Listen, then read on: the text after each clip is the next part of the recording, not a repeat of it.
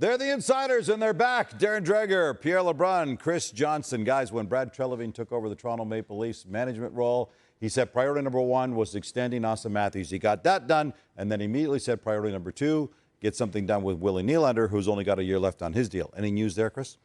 Well, not yet. I mean, where we are right now on the eve of training camp is that this is going to be something that's going to generate a lot of discussion, a lot of noise as the Leafs return to the ice. But behind the scenes, there hasn't been a whole lot of talk. It doesn't get the sense, at least from where I'm sitting, that they've made progress towards an extension for William Nylander, as you mentioned, an unrestricted free agent next summer. Now, I don't know there's anything bad to be read in there. It seems like both sides are kind of approaching this with some caution. No plans at this point that I can glean for them to pick up those talks. But there is some hope with William Nylander coming back to North America, being here physically. Face-to-face conversations might propel things forward. Winnipeg Jets have a couple of guys going to the final year of their contract. Connor Hellebuyck, former Vezina winner, and, of course, Mark Scheifele coming off a career year.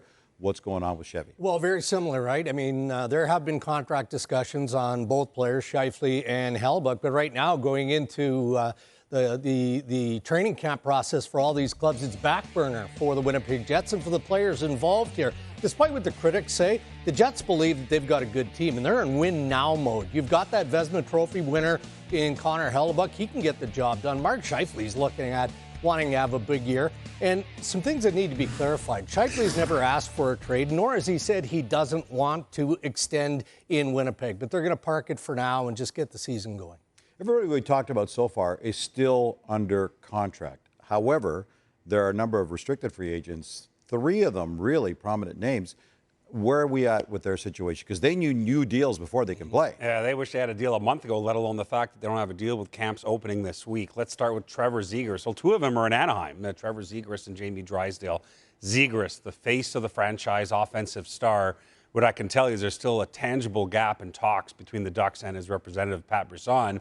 Now, my understanding is they've agreed on term. They're both willing to do a 3-year deal, but they're far apart on the AAV. So let's see where that goes. There was another conversation on Tuesday between the two sides, which is positive. Drysdale, his agent Dave Gagne is in Anaheim trying to hammer out a deal, but still not close as of Tuesday morning. We'll see where that goes. That's another important signing for the Ducks. Shane Pinto, Ottawa Senators. Well, he's not going to sign his qualifying offer, which is $875K. His rep, Louis Gross, has made that clear to the Ottawa Senators. Problem is, Gian Pierdorio, they don't have a lot of money on the cap to give him more than that. So that's the standstill right now. But very positive talks. That thing could get done at any point as long as the Senators can find a bit more money for Pinto. Yeah, because Shane Pinto is a key piece, right? When you look at the Ottawa Senators' top 9, the expectation is he's going to center that third line. DJ Smith, the coaching staff management, wants and needs Shane Pinto to be part of the package out of the gate because new ownership is coming in. So there's a lot of heat on the GM, a lot of heat on the head coach. But teams have inquired on Shane Pinto. Philadelphia Flyers, other clubs, they're not trading him. He's too key. Mike Babcock, I don't think anybody's really surprised that that era is over before it actually began in Columbus. Maybe somewhat surprised that it didn't affect upper management more for now.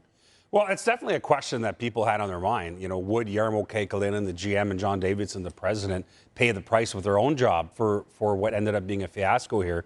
And the answer was no, with ownership coming out and putting out a statement saying that they didn't want to do that. But if you read between the lines, it is rare for this ownership group to say anything to begin with in Columbus. And it certainly gives you the sense from talking to some people that it's put the GM and the president on notice here entering the season. Here's the thing, even before the whole Babcock thing, this was a big year for Columbus.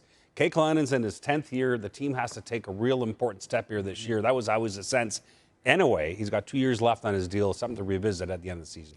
Last week, Bob McKenzie in his preseason ranking special named Macklin Celebrini as the preseason favorite to go first overall in the NHL draft. Chris, do we know where and when that draft's going to be yet?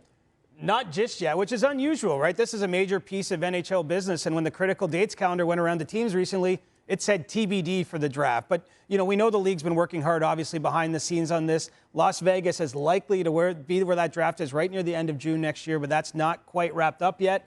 And until it is, of course, we wait and see for that news to be announced. Hey, we're back at it. They are the insiders, Chris Johnson, Pierre LeBrun, and Darren Dreger.